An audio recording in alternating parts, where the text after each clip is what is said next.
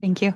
Okay, we're going to get started. I apologize for everybody here in the room. I'm going to be looking ahead at the screen in front of me. So hopefully y'all can hear me, everybody online and in person. My name is Haley Campbell. I'm the senior planner for this project and the project manager. Tonight, we're going to be discussing the annexation code amendments, and this is a 20-minute presentation, and we'll have 20 to 30 minutes after the presentation for Q&A. So please hold all questions until the end. For everybody here in the room, if you haven't, please filled out a request to speak form, just because there are a few people here in the room who would likely like to speak, just so everybody doesn't rush up here to the podium at once. For everybody online, if you would like to speak, please use the raise hand function. That's at the bottom of your screen. If you hover down there in the middle, there is a raise hand function. You just click that, and my assistant will call on you one at a time to come up and speak. For everybody in the room, you push the button in front of you and the microphone to make sure your microphone is on to speak. And then also for everybody online, my assistant will unmute you after you've raised your hand to speak. Next slide, please, Sarah. So why is Springfield amending the annexation section of the development code? This project would amend the annexation section of the Springfield Development Code in an effort to enable efficient, timely review that aligns with state law. The amendments will clarify the application and initiation types. It amends Springfield Development Code 5.7.125 for initiation method requirements and application requirements to clarify what documents are required for the various annexation applications. It improves efficiency and timeliness for staff and officials to process applications and make a decision. By changing Springfield Development Code 5.7.115 review to provide an option where an annexation does not require but may go to a public hearing. And it removes redundant terms in Springfield Development Code 5.7.113 and addresses appropriate processes in Springfield Development Code 5.7.115. Next slide. What is annexation? Annexation is the process by which properties outside the city limits become incorporated into the city and thus can receive city services. The Springfield City Council makes the decision whether to approve an annexation request. If approved, the UF10 Urbanizable Fringe Overlay District no longer applies. For example, if your property is currently zoned RF1 UF10, or for low-density residential, once annexed, it will be zoned R1. Some service providers also change upon annexation. For example, if the annexation area is within a water supply district or rural fire district, the city will process a request to withdraw the annexing territory from the water district or fire district. If the property is not already within Willamette Lane Park and Recreation District service boundary, it will be annexed into the district at the same time the property is annexed into the city. Next slide, please. What is the history of annexation in Springfield? From 1864 to 1960, the city did not expand beyond the area bounded by Main Street, Q Street, 28th Street, and Kelly Butte. In 1960, Springfield annexed Thurston to the east. The area had no paved streets, sewers, or storm drains. The 1960 annexation was appealed. The court found that it was reasonable given the pressure for new home sites, sewers, and police protection. During the 1970s, another spurt of annexations added another 2 square miles. Springfield has not actively annexed property since the 1970s. Annexation was and is driven by property owners' requests to be included within the city limits and where the minimum level of services can be provided. Next slide, please. But who approves annexations in Springfield? The Lane County Boundary Commission was created by the Oregon Legislature in 1969 and was governed by Oregon Revised Statutes 199, which approved annexations previously. The Boundary Commission was abolished in 2008 due to the passing of Senate Bill 417, which required the city to take on the responsibilities of the Boundary Commission. The city's role prior to Senate Bill 417 was to determine if services could be extended, request council adoption of a resolution to support the annexation, and deliver to the commission the documentation used by the council for the recommendation. The Boundary Commission's job was to validate all signatures on forms, confirm the electors, review the legal description, prepare legal notices, prepare the staff report in response to legislative criteria of approval and the Metro Plan policies, and staff the Boundary Commission public hearings. Following approval, they would provide the notice. And after the Boundary Commission was abolished, the responsibility fell to the city and the criteria and process for annexations changed. Slide. What changed from the Boundary Commission to the city processing annexations? The main differences between the Boundary Commission and the City Council annexations include: under the Boundary Commission rules, ORS Chapter 199, non-contiguous annexations were permitted, whereas ORS Chapter 222 does not allow non-contiguous annexations. Boundary Commission approval was required if water or sanitary sewer was extended outside the city limits of the service provider, also known as an extraterritorial extension. ORS 222 recognizes extraterritorial extension for purposes of health hazard remediation. The existing code for health hazard extraterritorial extension of services is not subject to change with these code amendments. ORS 199 allowed for approval of some annexations within 25 days of submittal without a public hearing. ORS 222 allows for annexations within 25 days of submittal and without a public hearing. ORS 222 allows for annexations without a public hearing when they are initiated as owner consent. Next slide. The first topic of these code amendments clarifies the three types of initiation methods for annexation: owner consent, triple majority, and double majority in the code. To understand the differences between the types, consider that an owner consent annexation is when all of the owners and not less than half of the electors consent to an annexation.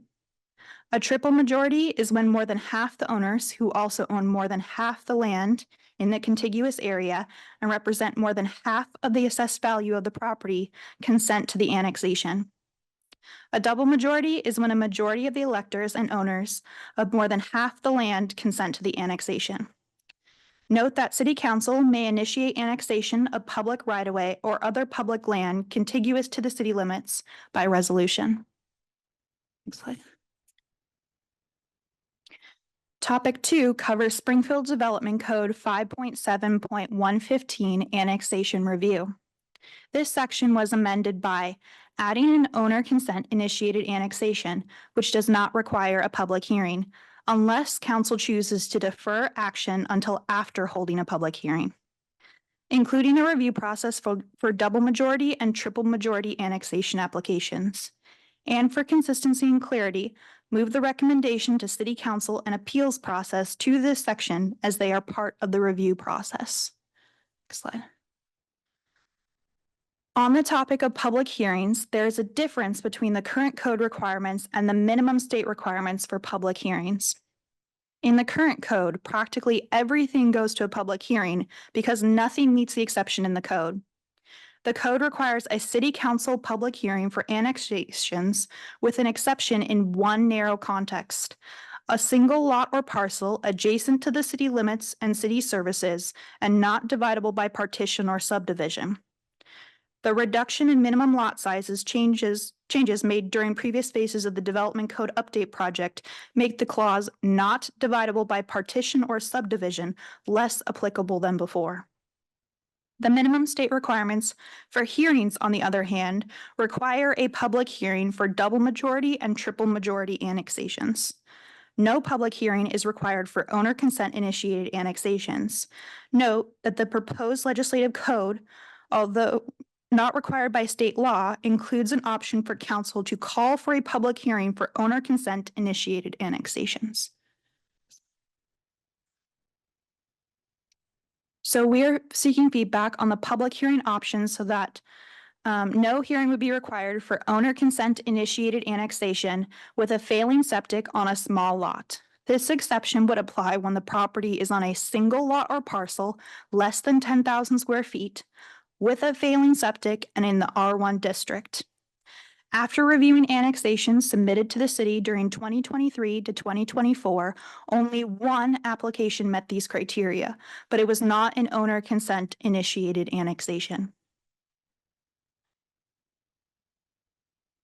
We are also seeking feedback on another option to the exception, which would be no hearing for owner consent initiated annexations unless the property includes natural resources or natural hazards. Certain areas and districts could impede a property from being adequately served by water, sewer, stormwater drainage, or streets at the time that development is complete. The city could require a public hearing for owner consent initiated annexations when 1, the property is in the Hillside Overlay District. 2, the property is in the Floodplain Overlay District. 3, the property includes a water quality limited watercourse. Or 4, the property has a locally significant wetland or riparian area. Half of the annexation applications submitted to the city during 2023 to 2024 included natural resource areas with natural hazards. The 2 owner consent annexations did not include natural resources or areas with natural hazards, so would not have required a public hearing.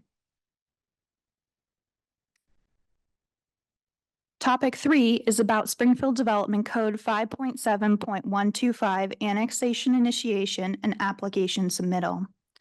This section was amended by breaking down the initiation method and application requirements by application type pursuant to either owner consent, double majority, or triple majority. Topic 4 is about the public hearing requirements in Springfield Development Code 5.7.130. Under the current code, notice of a public hearing is mailed at least 14 days prior to the public hearing to the applicant, property owner, and electors of the property, owners and occupants within 300 feet of the perimeter of the affected territory, any recognized neighborhood group or community organization, any affected special district or utility provider, and the Lane County Land Management Division, Lane County Elections, and the Lane County Board of Commissioners. So we are also seeking feedback on public hearing notices to meet the minimum required by state law or an alternative. The first option is provided in the legislative code amendments and complies with the minimum requirement in state law. According to ORS 197.7972, a local quasi-judicial land use hearing requires that notice of the hearing is provided to the applicant and to owners of property within 100 feet of the subject property to be annexed, where the property is wholly or in part within an urban growth boundary. This option reduces overhead costs to applicants and the city by amending the notice requirements to include only owners of property located within 100 feet of the perimeter of a property to be annexed. The second option keeps the notice requirements as they are written in the existing code under Springfield Development Code 5.7.130. That notice of a public hearing is mailed to owners and occupants of properties located within 300 feet of the affected territory.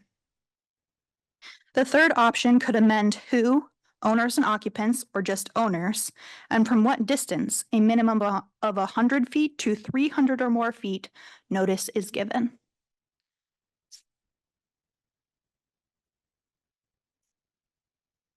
But what standards were not changed in these code amendments?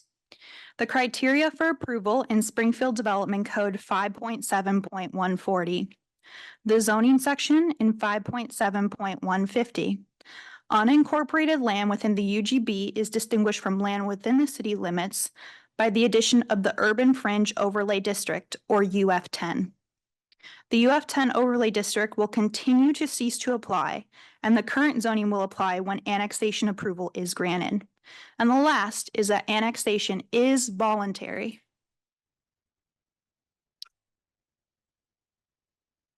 So what are some examples of the different types of annexation applications?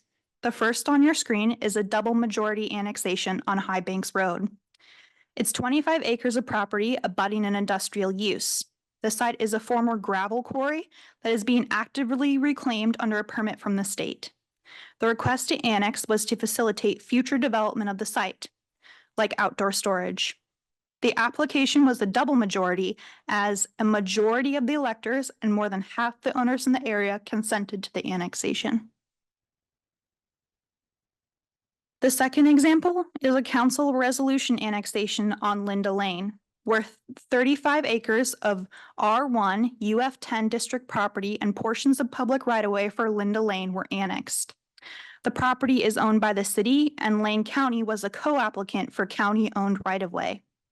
Annexation was a benefit as it clarified jurisdictional range of the various roads bisecting the property and allows for the creation of a wetland conservation bank for mitigating wetland impacts from the extension of the Jasper Trunk sewer line. The City Council, by resolution, may initiate annexation of public right-of-way or other public land contiguous to the city limits. The last example is an owner consent initiated annexation where the applicant was proposing to annex 0.86 acres of residential property and a 45-foot wide by 213-foot long segment of Kinsley Avenue public right-of-way. The Mountain Vale subdivision, the lots to the west in the picture, extended the sewer line and included a stub to the front of the property. The applicant requested annexation to facilitate connection of the existing house to the sanitary sewer. Under the proposed code, a property owner may not need to pay for notice of a public hearing to annex their property to the city limits if a public hearing is not required. Okay. We will now like to revisit the draft code and open the floor up to the public for feedback as well as questions. I'm going to stay on this screen for just a minute. As I mentioned at the beginning of this presentation, my name is Haley Campbell. I'm a senior planner at the City of Springfield. If you have any questions or comments, please reach out to me via email or phone. The other place where you can view all of the project documents, this recording and other previous recordings, the draft code, hear about future public hearing dates and times, and the Zoom links can be found on our website on springfieldoregonspeaks.org. That is on the screen shown. And if you are looking specifically for this project page, it is on the right-hand side of that page in the middle, shown on the screen. So we're going to stop sharing in a second, and then we're going to open this up for questions from the audience. And I'm going to have whoever would like to speak to come up one at a time and use the microphone here. And I'll step back and give you guys a second to provide your commentary. Hi, would Meg Watson come up, please? And then when you get to the microphone, you can sit down and then press the green bar, press it down so that this is green. And so everybody can hear you. Thank you. Please state your name and your address. Hi, my name is Meg Watson. My address is 3310 Oriole Street, Springfield. I have quite a few questions that I will pose. I know they won't be answered in this hearing, but I will follow up with an email as well. First question is, I'm curious when the plans to amend annexation began. It seems very aptly timed with a recent show of solidarity from the Pheasant and Rallywood neighborhoods regarding a recent annexation decision. Not to mention that photos of that land are used in this presentation. So I'd love to know when plans for this began. I'm also curious what effect House Bill 4063 is going to have on additional public opportunities. I know in the meeting a couple weeks ago, the committee made kind of an offhand comment about, well, the public can always make their comments known during the development phase.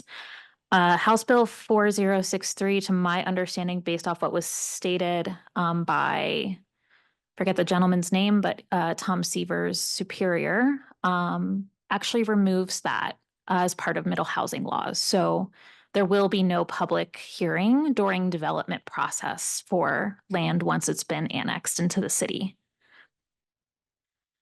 I'm also very curious about this option 3 that was presented here, or which didn't really have any context to it. I would prefer to see changes to the annexation process in the opposite direction that is being indicated with this proposal. I'd like to see an expansion of those requirements. I'd like to see the removal of the quasi-judicial decision-making. I'd like to see a requirement for development plans to be considered. And then I'd like to see a representative from the urban growth boundary affected be part of the decision-making. It was very unfair to come to annexation meetings as an urban growth boundary resident and have that decision made for us by a group of people we couldn't vote for. I'd also like to propose that annexation requests require public hearing if it adjoins 2 or more additional urban growth boundary plots. So I am supportive of owner consent initiation for failed septic, as was shown in the third example. That makes a lot of sense to me. But I still think that that individual I counted, I believe there were 7 lots adjoining them. If those are all urban growth boundary, I still think that should be held to a public comment session. I also think the 300-foot notice should be kept in place. And in regards to how cost effective it is, I would argue that the city can find more cost effective ways to communicate decision making instead of sending very heavy and unnecessary mail to all of the attendees. I received a large 8x11 envelope with about 10 pages of paperwork in it that all documented things I heard in the public meetings I attended about my neighborhood's annexation. I would have been happy to opt into an electronic form of that, which would have been significantly cheaper for the city.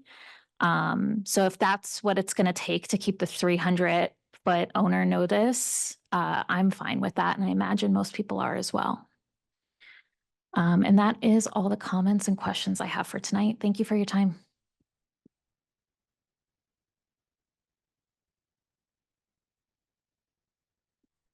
Hi, would Aaliyah? Oh, I'll see if I can address some of the questions real quick, just to provide a little bit of clarification. So again, Haley Campbell, Senior Planner for this project and Project Manager. I know that this annexation code project seems very fortuitous, and the timing in regards to other annexations that have received quite a bit of notoriety in the public. But these code amendments, the process to start them is quite extensive. We started reviewing the annexation code last fall. And it's only now that we are taking it to the public for this public notice, public adoption process. And again, this is just the initial phase of requesting public comment. These annexation code amendments have to go through the Planning Commission and the City Council, and they will not be adopted likely until this winter. So we're looking at over a 6-month process, likely closer to a year worth of process for this. The next question was kind of about the approval process for annexations, and kind of the criteria of approval. So one thing I'd like to mention is that the criteria of approval for annexations is based off of our Springfield Comprehensive Plan and previously off of our Metro Plan. Now, the Springfield Comprehensive Plan urbanization element replaced the Metro Plan when it was adopted in 2011. And the criteria of approval is keeping in the theme of those policies. So a really good example, and this is from our urbanization element of the Springfield Comprehensive Plan, Policy 30, says unincorporated land within the Springfield UGB may be developed with permitted uses at a maximum density only upon annexation to the city when it has found that key urban facilities and services can be provided to the area to be annexed in an orderly and efficient manner. Now, that policy is in keeping with the criteria of approval for annexations. As I mentioned in the presentation, the goal of this project is not to open up the approval process, because that would be changing the policies in our comprehensive plan, which have been co-adopted by Lane County and the Department of Land Conservation and Development. That would take a lot longer of a process to go through that approval. And it wouldn't just be approved by the Springfield City Council. It would be approved by Lane County, and it'd have to be in keeping also with the state laws. So that's kind of a lowdown on the criteria of approval for annexations.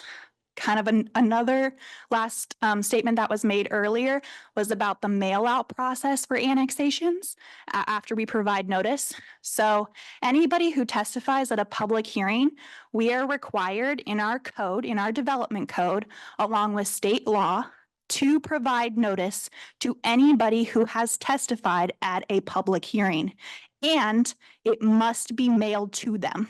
We are not allowed to send it to them via email. Just wanted to clarify that as well. Next comment. Would Aaliyah Abeta? I'm sorry, I didn't pronounce your name probably correctly. Please state your name and your address. Aaliyah Abeta, 3120 Oriole Street. So I am opposed to the changes for the owner consent applications with the point of development. That is a lot of what I think has caused consternation for our neighborhood. And I'll use the Game Farm Road annexation as an example for those listening. That annexation is for the point of development. And while it met the criteria for annexation, ultimately what is going to happen is it is going to be built on. And it is being looked at to have 20 to 27 multi-story duplexes between two one-story neighborhoods with traffic impacts to hundreds of residents. Overall, that is concerning. We were told, I believe it was by Mark Rust, that the middle housing rules have changed. And because they have changed, we do not get a say in any of the development process. I believe it was also Michelle Weber asked if it could be escalated during the city council hearing, if it could be escalated to be something so they could have some say in the development. And it cannot happen.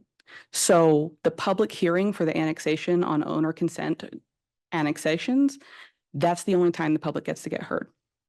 So our problem to start with is none of the city councilors that vote on this represent us. So it's already kind of a stacked deck. Then you have the quasi-judicial part of it.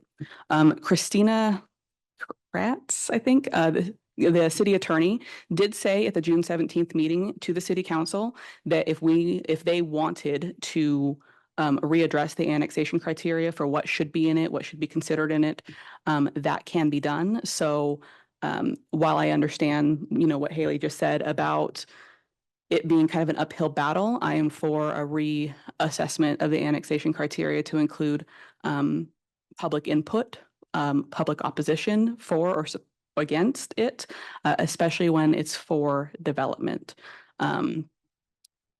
The Game Farm Road annexation, we did have things to say, while ultimately the things that pertain to the annexation itself were overcome in the process. And I understand that. The city attorney did say that we did say things that did pertain to the annexation itself.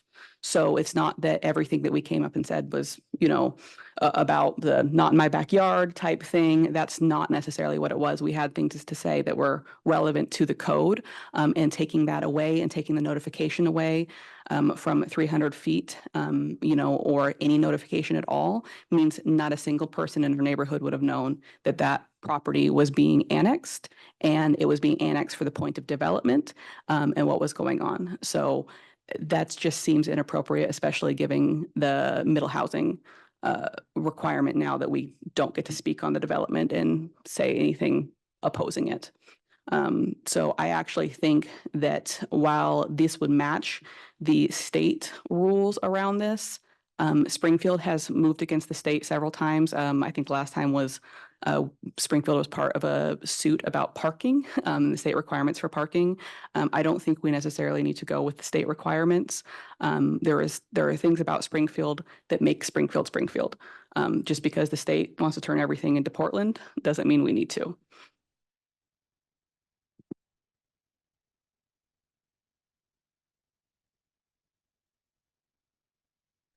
Lots of up and downs today. I'm going to be busy. I just want to clarify one point, and then I mentioned in the earlier presentation that under the current code, we do allow that there is an exception to owner consent initiated public hearings when the lot is not dividable by a partition or subdivision.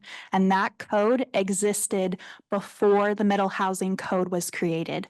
The development code, especially for annexations, was created in 2007, when I mentioned earlier in the presentation that the Boundary Commission was expired, done away with.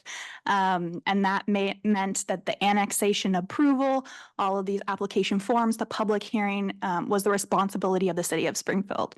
So had Middle Housing not come forward, we still would have these requirements, and we still do have these requirements in the existing code.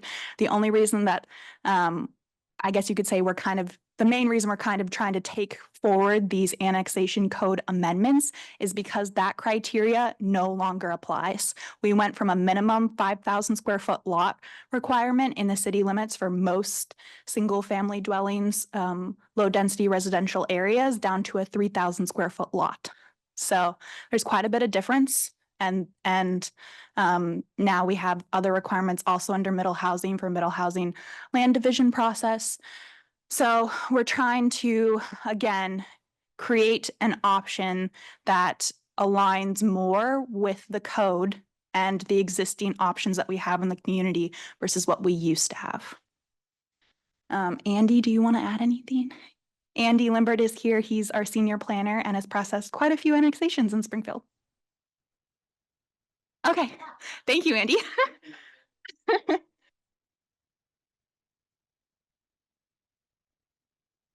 And would Walt Weisscheidel come up? I hope I was close in your name. Close enough. Okay, thank you. Please state your name and your address.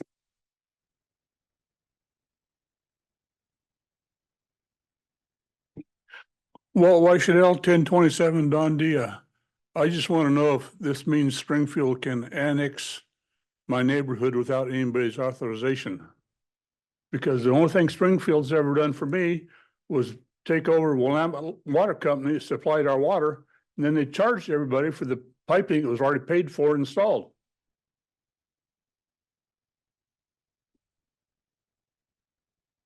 Yeah, they still bent us over.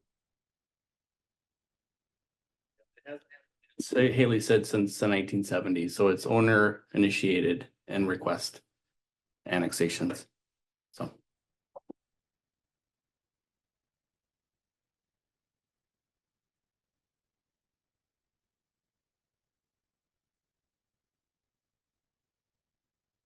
Is there anyone else in the room that would like to speak?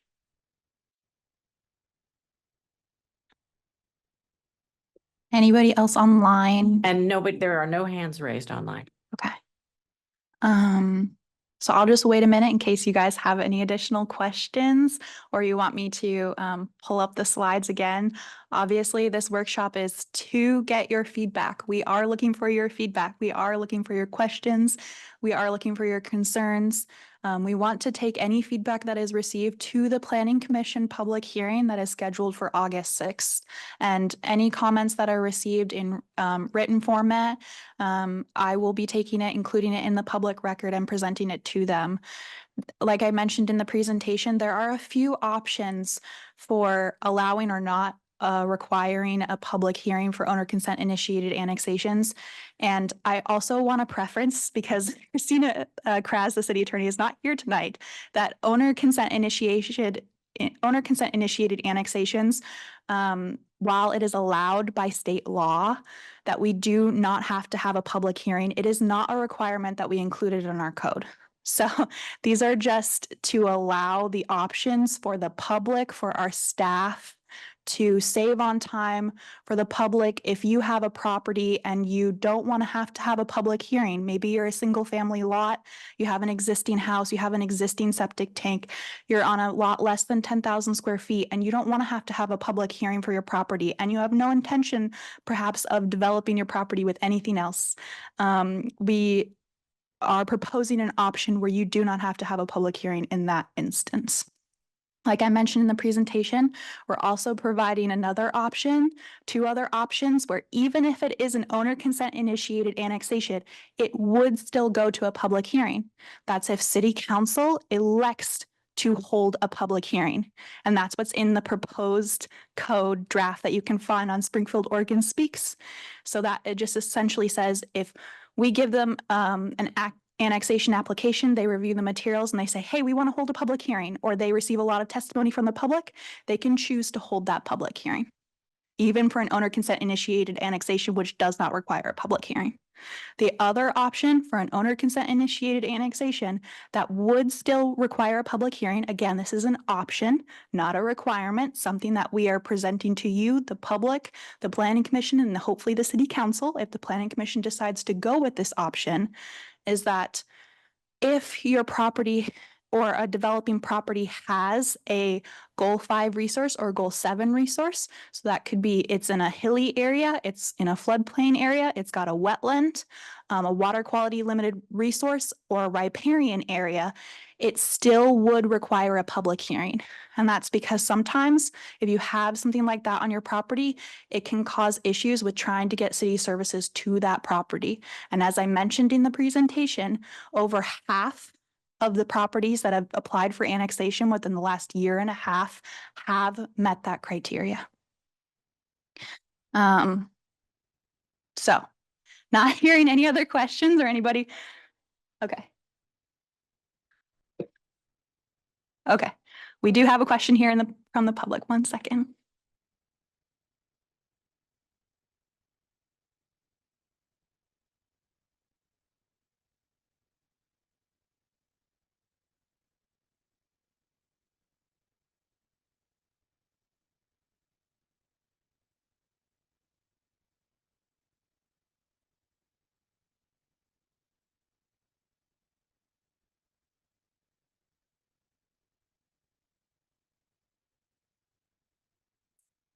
Aaliyah Abeda again, 3120 Oriole Street.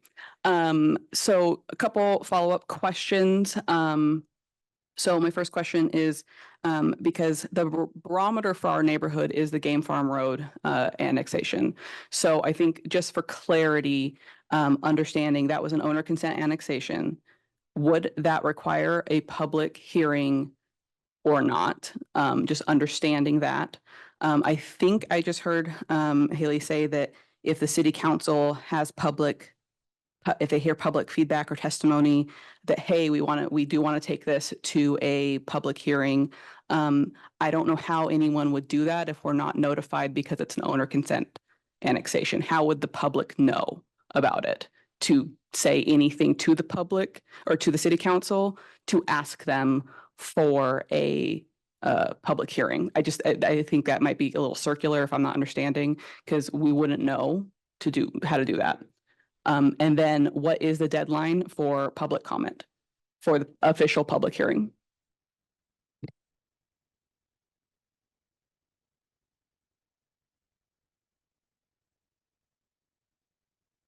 Okay, Alea, I apologize. I'm not sure if I heard all those questions. So from my understanding, you were asking about if the game farm property was an owner consent annexation. I can't really comment on if that was. Yeah, whether it would qualify. It wouldn't qualify now under the current criteria because like I mentioned in the presentation, the current code says not dividable by a partition or subdivision. So there probably could be a way for them under the current code to divide it. So it wouldn't meet the owner consent initiated annexation requirements. I can't comment on properties in the future if they would meet that criteria or not. And I guess your other question was about how you would receive notice if there was no public hearing. If there is no public hearing requirements, we don't send out those notice requirements about it. That's just something, that's something we have in the existing code, something that we're allowing options for moving forward. And then the opportunity to comment for this. So as I mentioned earlier, we are going to a public hearing on August 6th. That's with the Planning Commission. That will be an opportunity for you to provide oral public comment to the Planning Commission, who will be sitting in front of me. And you can provide me written comment via email. You can also provide them an email written comment. Please CC me when you do so that I may include it in the public record if that is your request. After that, again, we don't know if the Planning Commission is going to issue a decision that night or not. If not, we may hold another public hearing in September for them to issue a recommendation. After that, it will go to the City Council. A tentative City Council date is scheduled for October 7th. And then after that, it's kind of whatever the City Council decides. But we're hoping that these code amendments can be adopted by the end of this year. So like I mentioned, this is a long process. This is a marathon, not a race. We started these code amendments or looking into these code amendments last winter. So about a year since we started looking into this. Are we potentially going to have some additional code amendments? And like I mentioned earlier, just because I want to segue, the last time we changed the development code for annexations was in 2007, when Springfield was given the rights to process annexation applications. Raleigh McClatchy? Yeah. Okay, thank you. Would you please state your name and your address, please?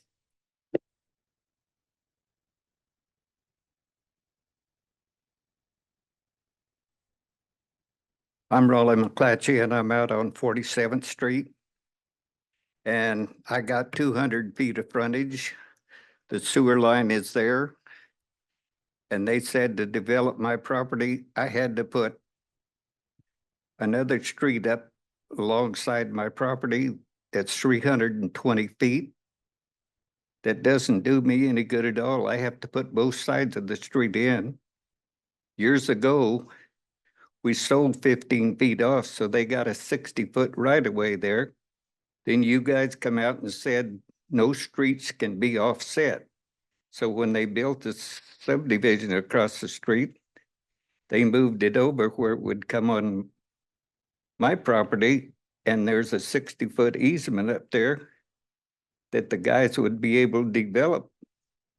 But even if it done me good, why should I put the whole street in?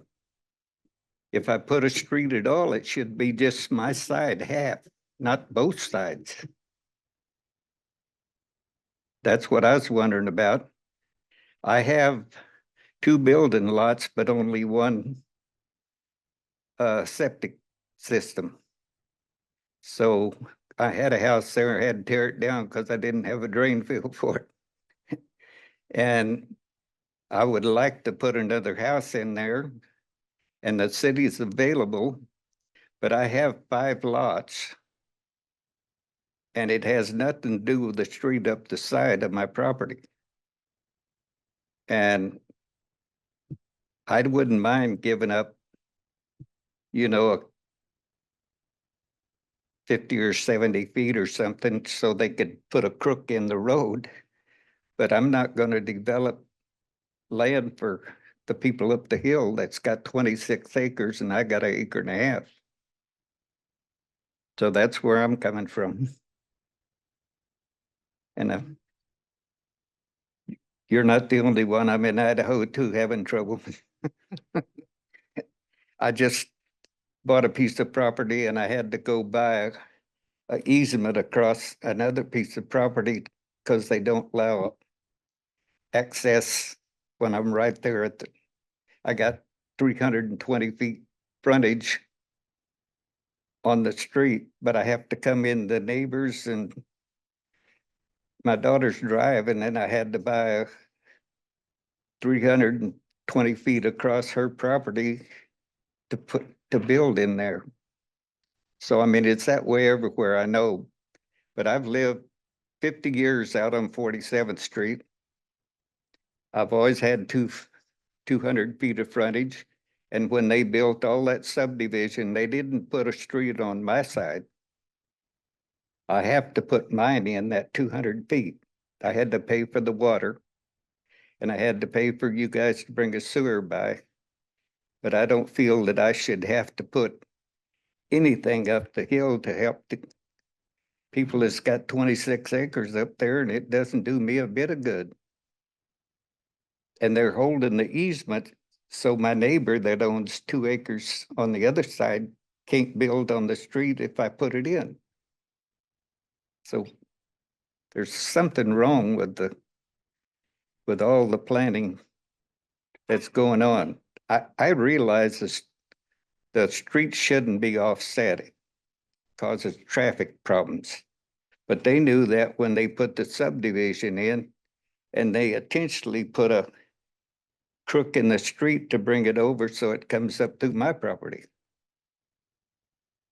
I mean, it came straight across, and then they put a curve in it to move it over to come up to my property. So what kind of deal is that? Thank you.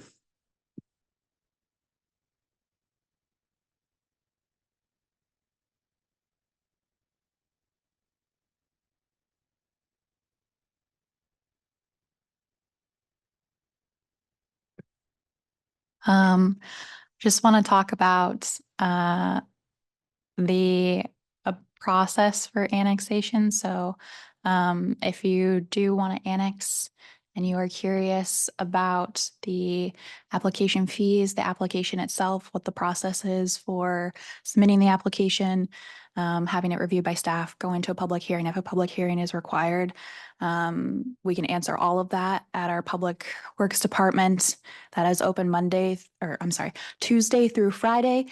8 a.m. to noon. We are closed from lunch from noon to 1 and then from 1 to 4.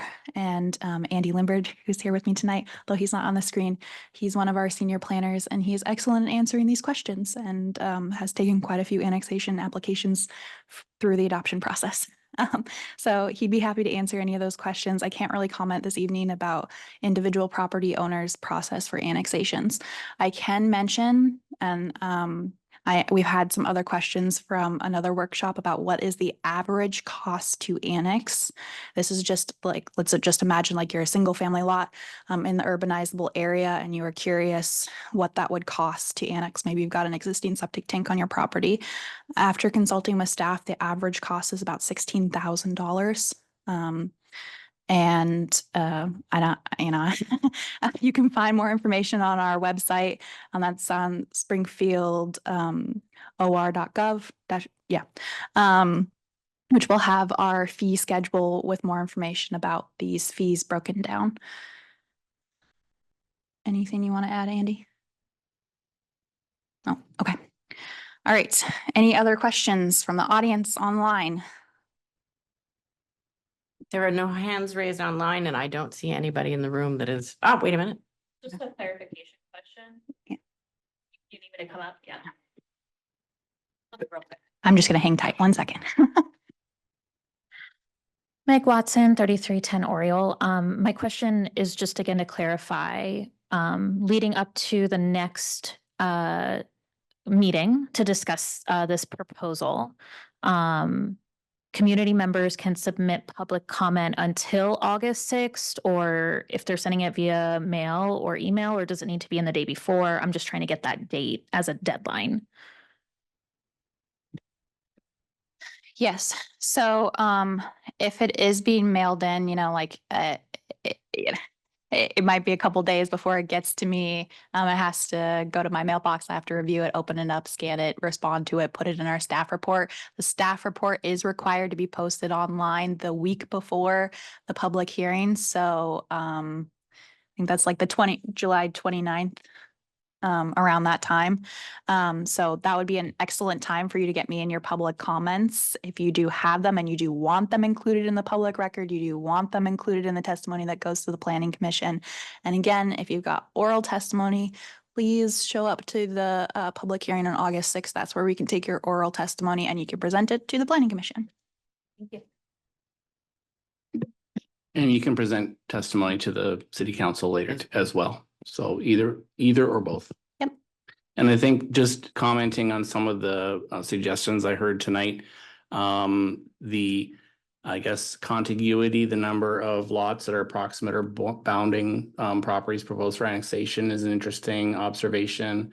There was one property that had 7 neighbors that were contiguous with it. I think you counted. So all of these suggestions and I guess suggested remedies or options are great ideas from folks that have, I guess, been affected by notification and, providing some options or some context for the decision makers as well. So thank you for those suggestions. Okay, we are coming up on about 7 o'clock. So I'm going to have this meeting adjourned. I'm going to give you a segue again real quick.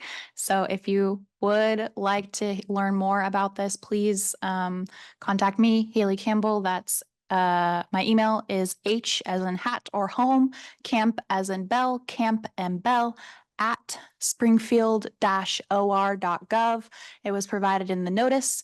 If you're here in the room, my card is behind me. You can also reach me at my phone number at the office. That is 541-726-3647. If you have questions, concerns, things like that, I will get back to you as soon as possible. If you would like to review this material, all of the information that I presented tonight is up on our public website, our public outreach platform, springfieldoregonspeaks.org. If you go to that website on the right-hand side, there's a link to our projects, and this is the middle project on that page for annexations. You click on that, and that will provide all of the documentation for this project. And also a way for you to comment. I do read those comments. I do respond to them if I can. If not on the project page itself, I will email you and get back to you. So thank you very much for attending, listening to this. This meeting is recorded, so you can review it at another date. Also, my amazing staff who are here tonight late and answering these questions, making sure everything's done. So we're going to stop the recording, and thank you. Hello, thank you for attending this workshop to discuss the Springfield Development Code amendments for annexation. My name is Haley Campbell. I'm a senior planner with the City of Springfield and the project manager for this code amendment. Also with me today are several staff members from the City of Springfield to hopefully help answer your questions. And as Sarah mentioned, in a few minutes, we are recording. So this presentation will be available to the public to review later for those that couldn't attend today. As I mentioned earlier, it's a 20 to 30 minute presentation. Please hold all questions until the end.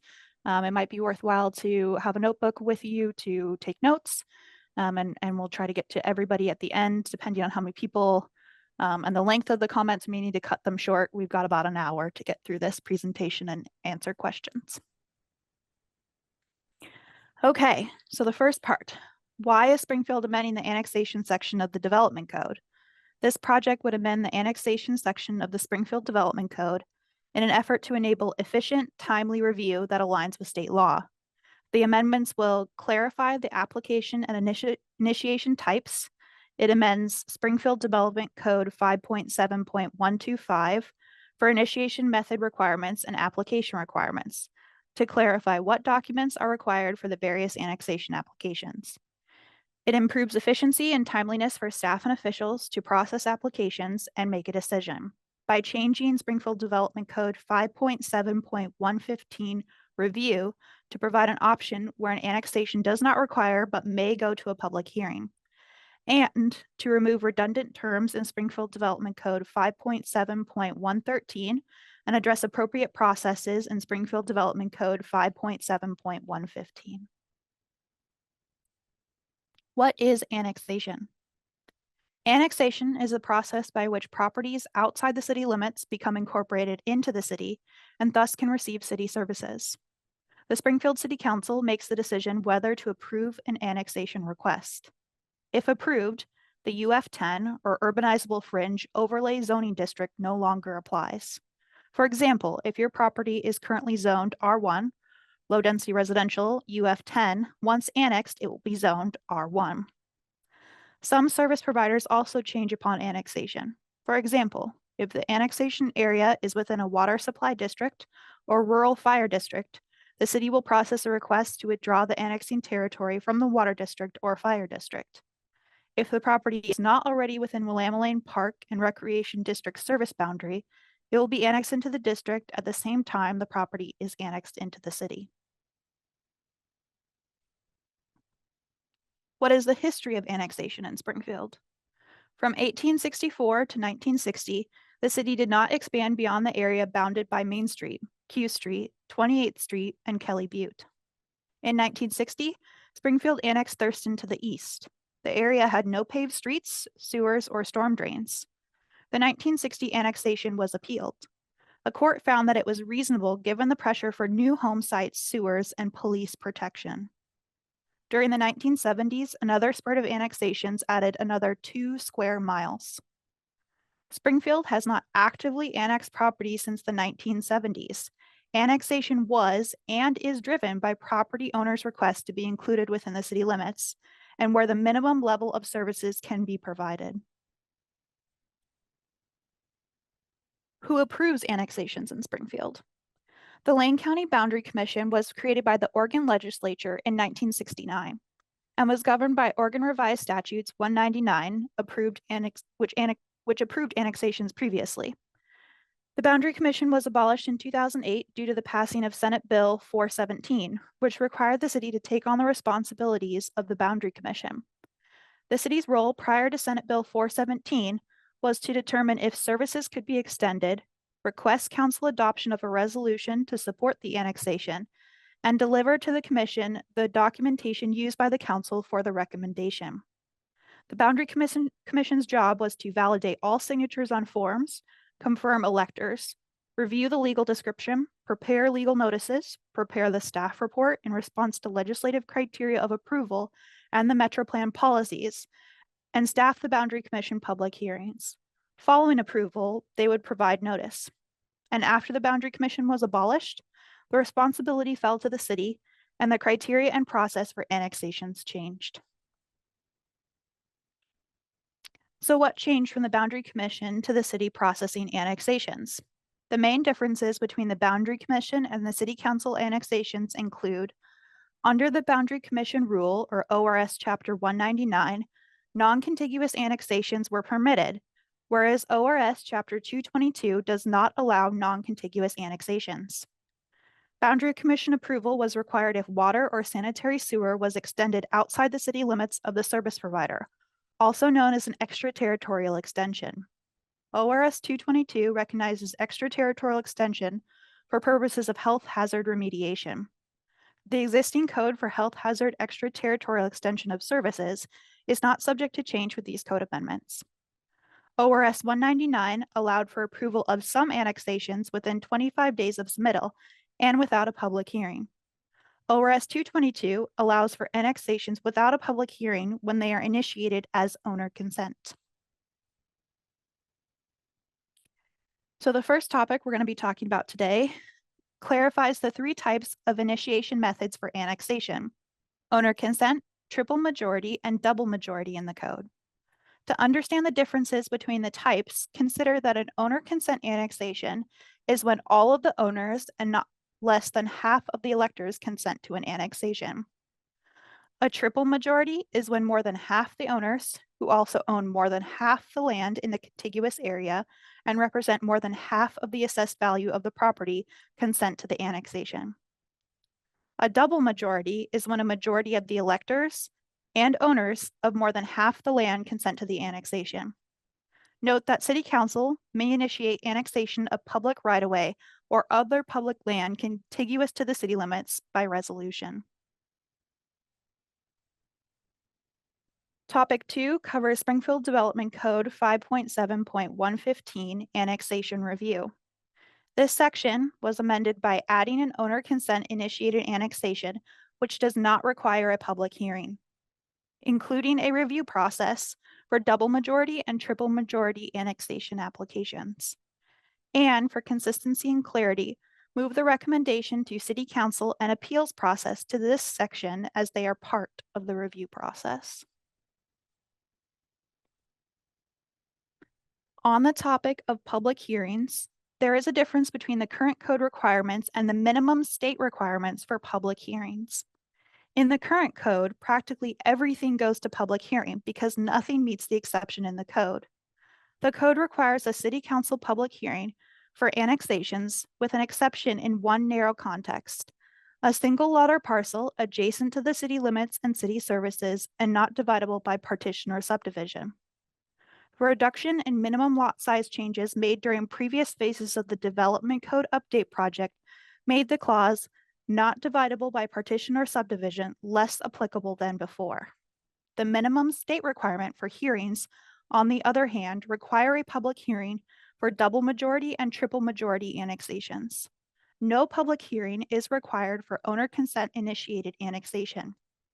Note that the proposed legislative code does not, although not required by state law, includes an option for council to call for a public hearing for owner consent initiated annexation. We are seeking feedback on the public hearing options so that no hearing would be required for owner consent initiated annexation with a failing septic on a small lot. This exception would apply when the property is on a single lot or parcel less than 10,000 square feet with a failing septic and in the R1 district. After reviewing annexations submitted to the city during 2023 to 2024, only one application met these criteria, but it was not an owner consent initiated annexation. We are also seeking feedback on another option to the exception, which would be no hearing for owner consent initiated annexations unless the property includes natural resources or natural hazards. Certain areas and districts could impede a property from being adequately served by water, sewer, stormwater drainage, or streets at the time that development is complete. The city could require a public hearing for owner consent initiated annexations when 1. The property is in the Hillside Overlay District. 2. The property is in the Floodplain Overlay District. 3. The property includes a water quality limited watercourse. Or 4. The property has a locally significant wetland or riparian area. Half of the annexation applications submitted to the city during 2023 to 2024 included natural resources or areas with natural hazards. The 2 owner consent annexations did not include natural resources or areas with natural hazards, so would not have required a public hearing. Topic 3 is about SDC 5.7.125, Annexation Initiation and Application Submittal.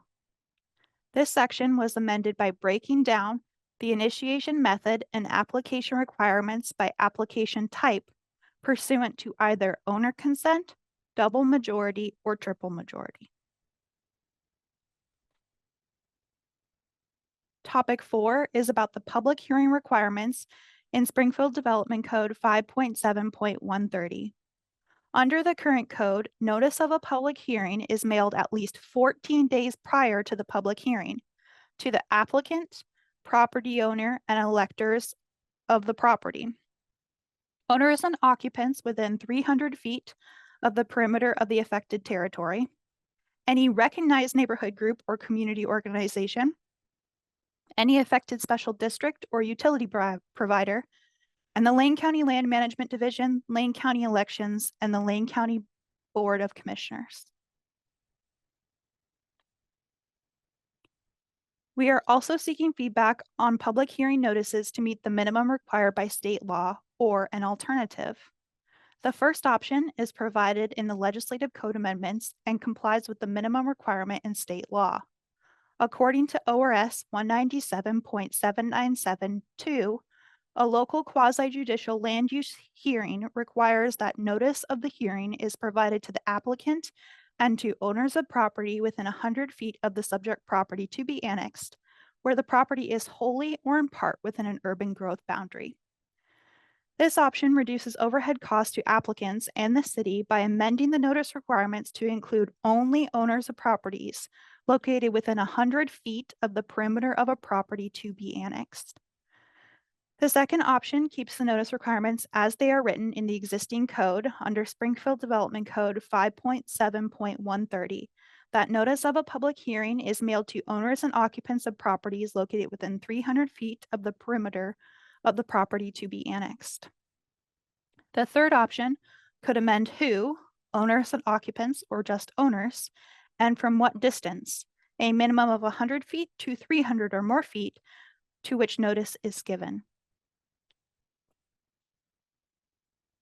But what standards were not changed in these code amendments?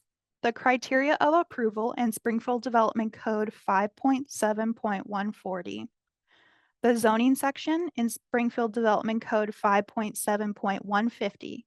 Unincorporated land within the UGB is distinguished from land within the city limits by the addition of the Urban Fringe Overlay District, or UF10.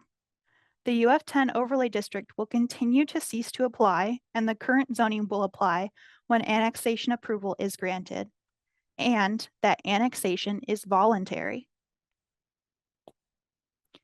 So what are some examples of the different types of annexation applications? The first on the screen is a double majority annexation on High Banks Road. It's 25 acres of property abutting an industrial use. The site is a former gravel quarry that is being actively reclaimed under a permit from the state. The request to annex was to facilitate future development of the site, like outdoor storage. The application was a double majority as the majority of the electors and more than half the owners in the area consented to the annexation. The second example is a council resolution annexation on Linda Lane, where 35 acres of R1 UF10 district property and portions of public right-of-way for Linda Lane were annexed. The property is owned by the city and Lane County, who was a co-applicant for county-owned right-of-way. Annexation was a benefit as it clarified jurisdictional range of the various roads bisecting the property and allows for the creation of a wetland conservation bank for mitigating wetland impacts from the extension of the Jasper Trunk sewer line. The City Council, by resolution, may initiate annexation of public right-of-way or other public land contiguous to the city limits. The last example is an owner consent initiated annexation, where the applicant was proposing to annex 0.886 acres of residential property and a 45-foot wide by 213-foot long segment of Kinsley Avenue public right-of-way. The Mountain Vale subdivision, the lots to the west in the picture, extended the sewer line and included a stub to the front of the property. The applicant requested annexation to facilitate connection of the existing house to the sanitary sewer. Under the proposed code amendments, a property owner may not need to pay for notice of a public hearing to annex their property to the city limits if a public hearing is not required. So we'd now like to revisit the draft code and open the floor up to the public for feedback as well as questions. I'm going to leave this slide up for just a minute in case you want to take down my contact information. That's Haley Campbell, Senior Planner. And my email is H as in hat or house, Campbell as in the soup, Camp and Bell at springfield-or.gov.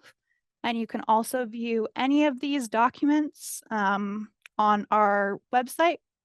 That's springfieldoregonspeaks.org. And we also accept public comments on that website as well.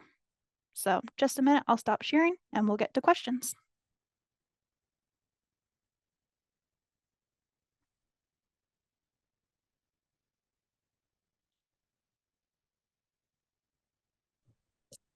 Hi, Haley. Are you going to be limiting the time of public comment?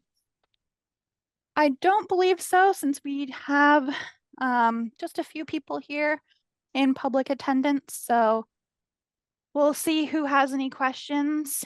I guess the function, if people are unfamiliar in Zoom, to ask questions is at the bottom of the screen. You hover over that and there's a raise hand function. You click that and Sarah Weaver will be responding or unmuting you so that you can ask your questions.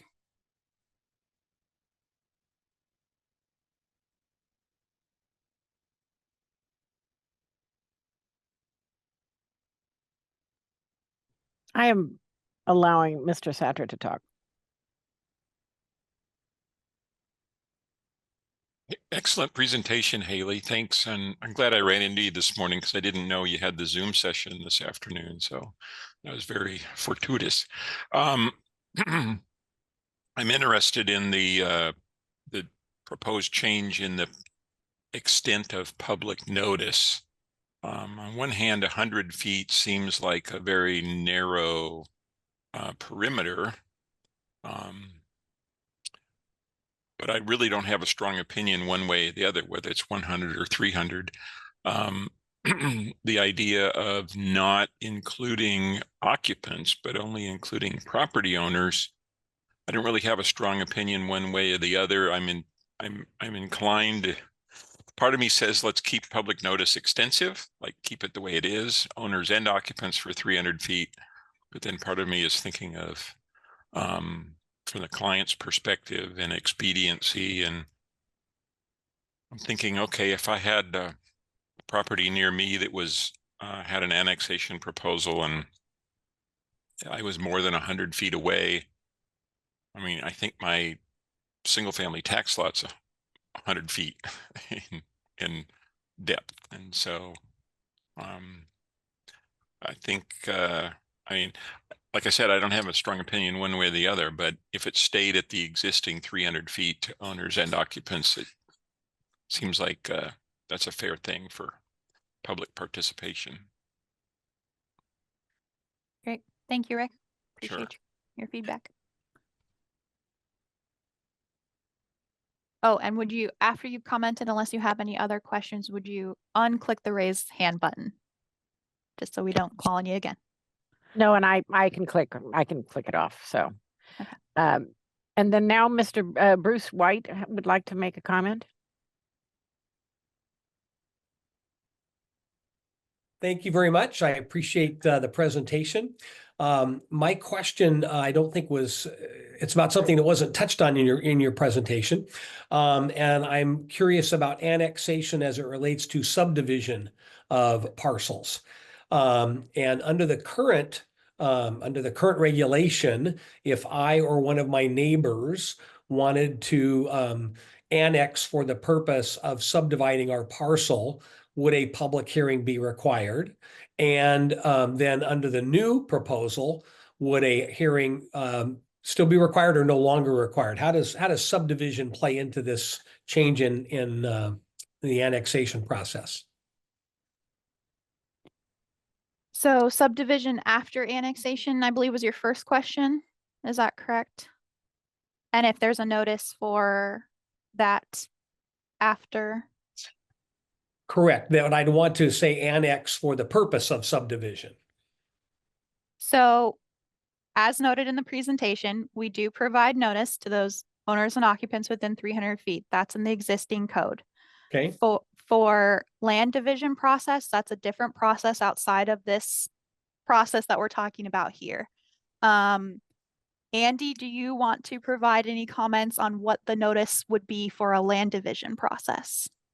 Well, in hearing what he has to say, I'm assuming that the property is going to be larger than 10,000 square feet in order to affect a subdivision. So it might be acreages, let's say acre or more, or maybe half acre.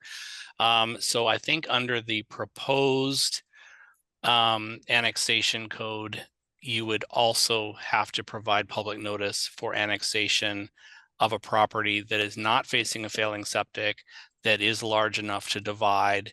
I believe that's what the recommendation is under the proposed code. The only exception being where a annexation public hearing would not be required is if it were a single home on a single lot, which is essentially not dividable. It's essentially, we'll call it a city lot, so to speak, and they're facing a failing septic system. They could move forward to annex without having a public hearing. So I guess in either case, existing or proposed, Bruce, there would be a public hearing required.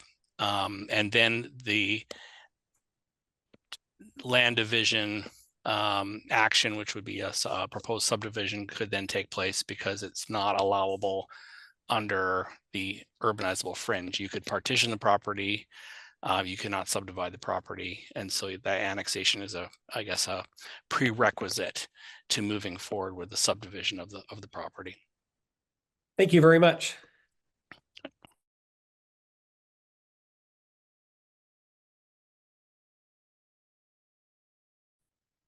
Any other questions from the public? Any feedback about what was presented?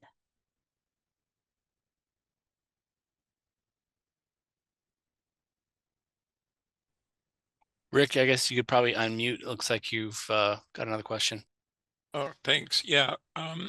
Haley, could you summarize again for us when a public hearing is and is not required in the existing code versus the proposed code?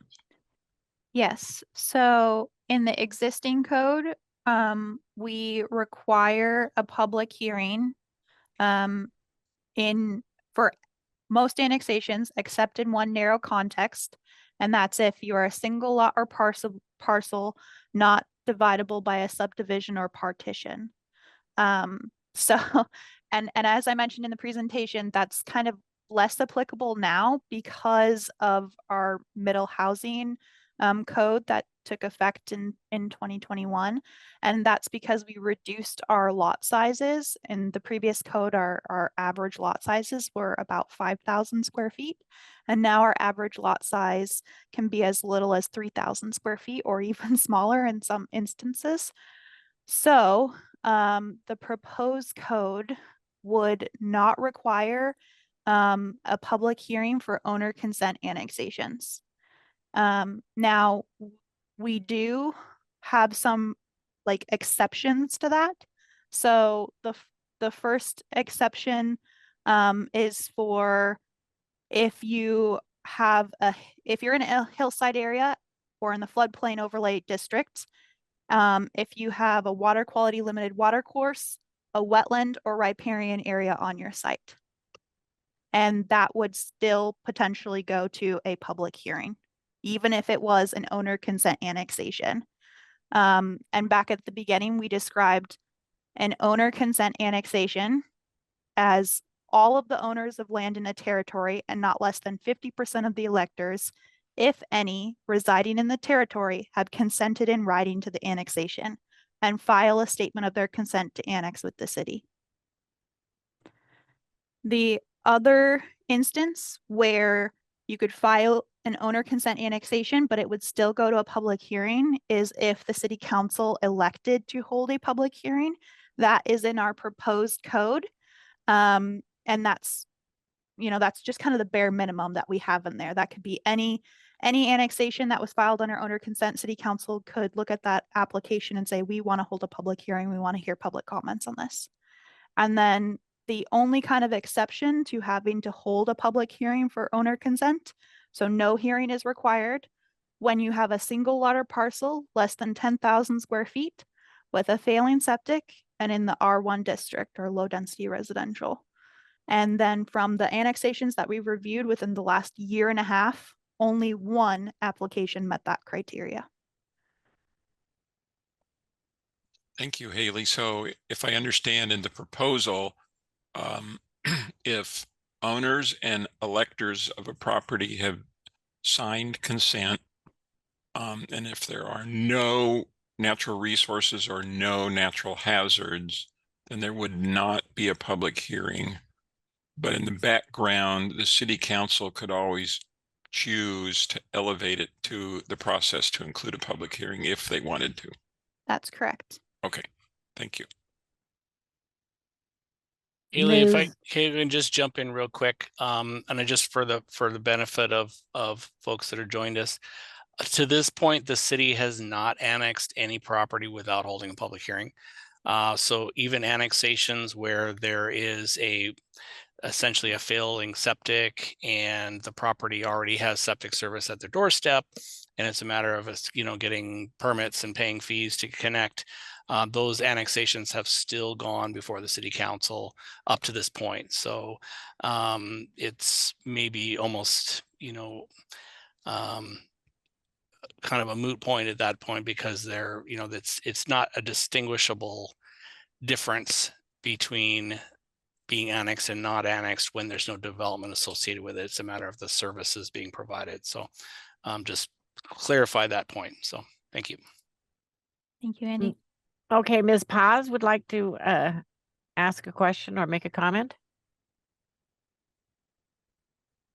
Can you hear me? Yes. So, if one, I came in late. I don't know. I'm curious about cost of annexation. How is that? If you could refer general information if one volunteers to annex, how that goes, and what kind of cost are we talking about? Everything cost is a concern. Yeah, absolutely. So first of all, let me say that like annexation is really site specific. Like as I just mentioned and talked about in the feedback, it really depends on if it's a already developed property, maybe with a house, or if it's a lot that doesn't have anything on it. Proximity to existing services in the city limits, things like that. We did poll our staff to get an average, like the average cost of annexation in the city of Springfield for an average lot. And that's around $16,000. And how is that paid then? So is that like an installment? How is that? That falls on each property owner, I suppose. That is correct. So we have like a fee for the application itself. We have a fee for hooking up to city's services, usually for sewer, because most, if you have a property in the urbanizable area that maybe it's a single family house, and it's on its own septic system, and the septic system fails and or it doesn't, and you do decide that you do want city sanitary services, there's a fee and an assessment for hooking up to those services. I might be forgetting something else, but those are like the key, those are the key fees for annexation. And they are paid out as we go through the process. As we go through the application process, it gets approved. There's a fee for notice, as I mentioned in the public workshop, and that's for notice being provided to your owners and occupants within 300 feet of you. There's a notice that has to be provided to the newspaper. We do post around the city and on the property, and then we do provide notice after the annexation is approved to anybody who provided public testimony, and then to service providers in the community to let them know that there's a new property that has been annexed and will or may need access to those services. Do you know those fees, I suppose, are fixed, and do you know the cost of those initial fees? It's not recommended that I give them like, piecemeal, because like I said, like every annexation, it could change, right? It could depend on like, we have a general one for like how big your site is. So like the annexation application, it could be, if you're less than 10,000 square feet, it could be a flat rate, or if you're bigger, it could go up. Okay, I understand. So really depends on They site are specific. available. Sorry to jump in, Haley. The city's fee schedule is available online. It's under section 8 or with chapter 8, which is the planning fees. And so it shows the annexation fees, and they're generally prorated by the size of the property. There is a comprehensive planning fee that the city council has decided to not implement right now. So it is actually saving people money.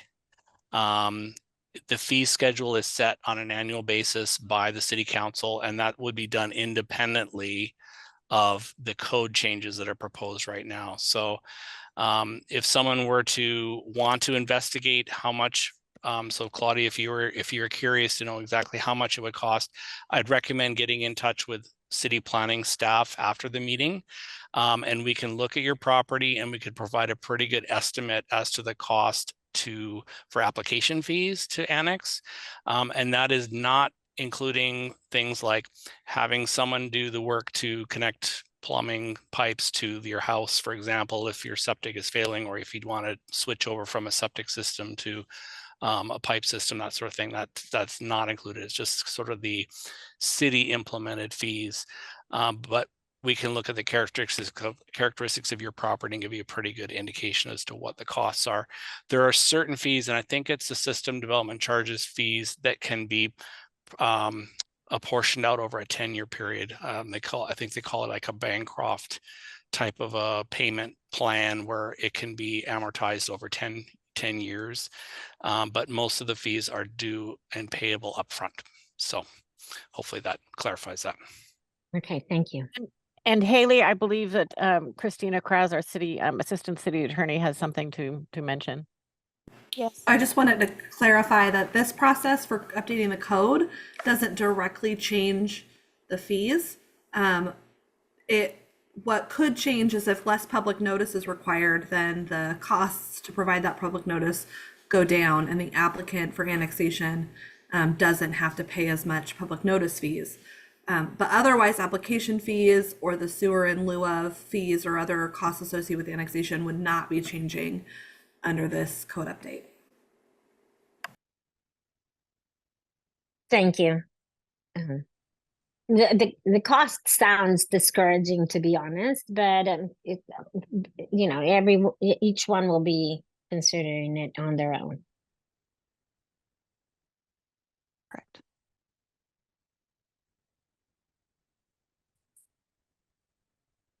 I don't see anybody with a raised hand currently on the attendee list.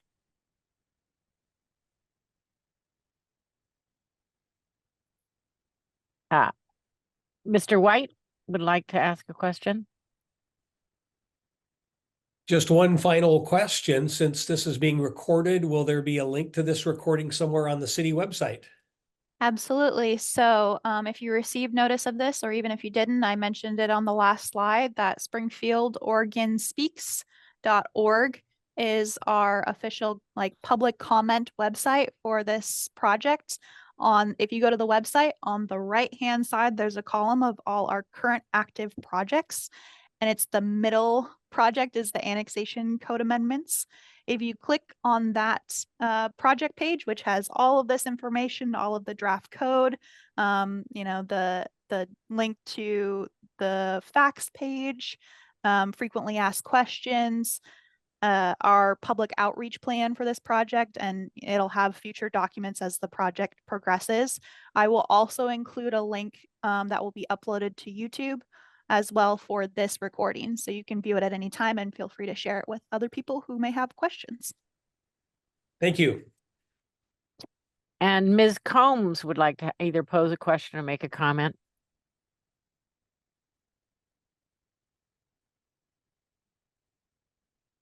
Can you hear me? Yes. Okay, I have a question. So if I was decide to not annex at this time, and I had a problem with my septic system, and I needed to have either a repair or a replacement tank done, would I be allowed to do that, or will I be forced to annex? So we never force you to annex. That is number one. Like as I mentioned in the presentation, the documents, the notice that was provided, annexation is always voluntary to the city of Springfield. We do have a requirement that because technically you're not in the city limits and you do have an existing septic system, that septic system is monitored for its health consistency, overall process, or how it's working, functioning. That is looked at by Lane County, and if it fails, then we need to kind of consider what our options are. Usually, if you're within 300 feet of existing city services, then we do ask that you consider annexing to the property. We do have an option for extending services from outside the city limits to property, but there is usually an annexation contract that needs to be signed by the property owner, saying that eventually you will annex to the city limits and you will pay those fees. I want to jump in real quick, Haley, because that's not accurate information. So I want to make sure that we give them correct information. Okay, so first of all, it sounds like your question is, would you be forced to annex and connect to city sewer as opposed to being able to repair your septic system? Right, so maybe forced isn't the correct word to yeah. use, but I would have no choice because I am very aware of the upfront costs for these services, and most people in the city of Springfield, on the average, would have to take out considerable loans to have these processes done, and to replace a septic tank would be way, way lower of a cost.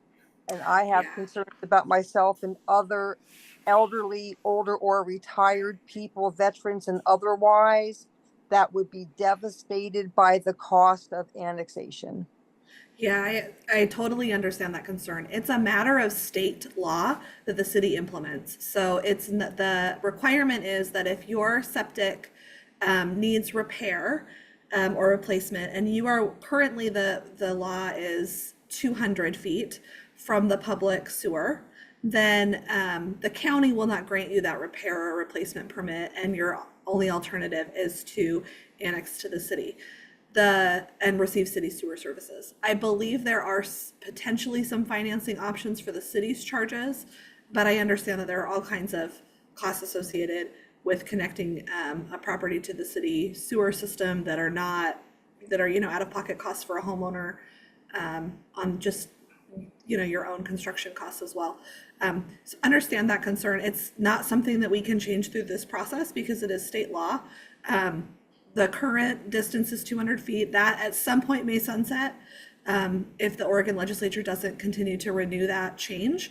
And then it would go back to the 300 feet that Haley was referencing. And then there was something else that you said, Haley, that I want to make sure that we provide the correct information about. Annexation contract. Yeah, we actually do not have the authority under our code currently to extend sewer services to someone who is unannexed with an annexation contract. But there's part of the proposed code is that we would allow that in certain circumstances. So just want to clarify that without these code amendments, the city does not have authority to connect anyone to sewer if they're not annexed to the city. But the proposal is what Haley described.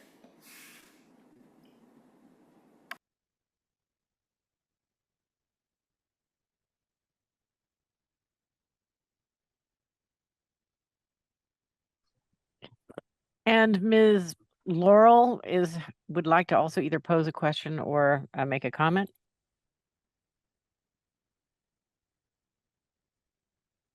You can unmute, Ms. Laurel.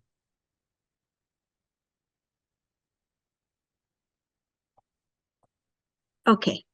What is the deadline for your proposed code? Do you have a date? So it's a long process to have this code updated, usually around 6 months.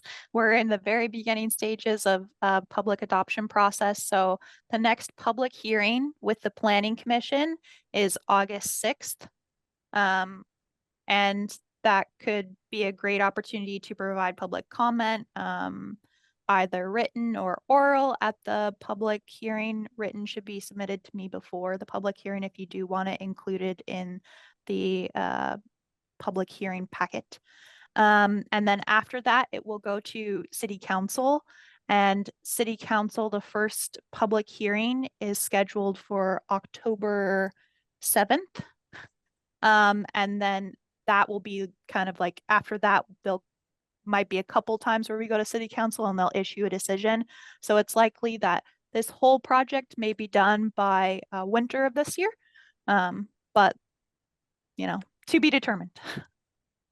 Okay, thank you.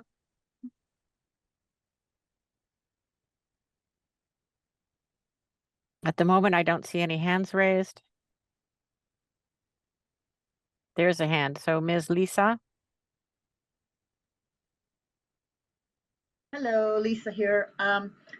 I had talked to someone at the planning department last year before this came out regarding our piece of parcel. And I was just, this is kind of a administrative question. I would like to still the opportunity to come in and bring my property in and talk about the options, because it's a large piece of property with the county on the front of the property, the city on the back of the property. And I just want to be able to partition 3 smaller lots in the back. Is that something that is possible to do?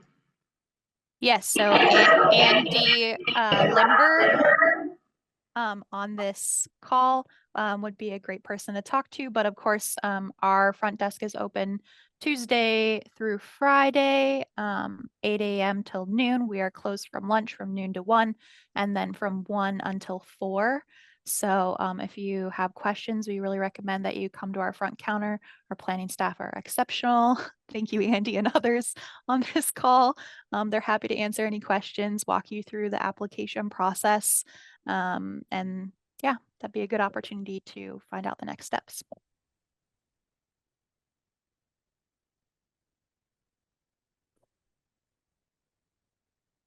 I don't see hands raised at this moment, but maybe we should wait a minute to see if somebody else has a question.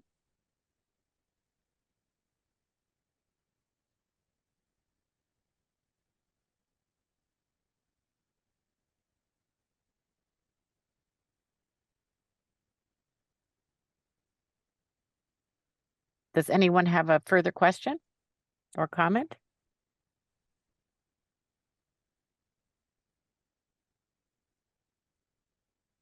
Okay, hearing none. It's silent out there. So thank you very much for everybody who attended. Obviously, our staff, they also attended and provided clarification on some of my comments. They're exceptional as well. Happy to answer any questions.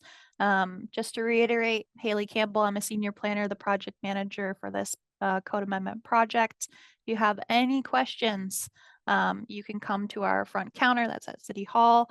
I'm happy to answer them. Again, we're open Tuesday through Friday, 8 a.m. to noon, closed from lunch from noon to 1, and then 1 to 4. You can also reach me over email.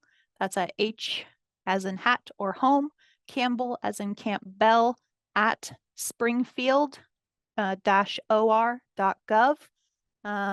And I will take your comments, your questions, and get back to you as soon as possible. So thank you very much. And again, if you want to view any of our public material that we discussed today, this recording will be up on our public outreach platform. That's Springfield, Oregon Speaks.org. And thank you very much.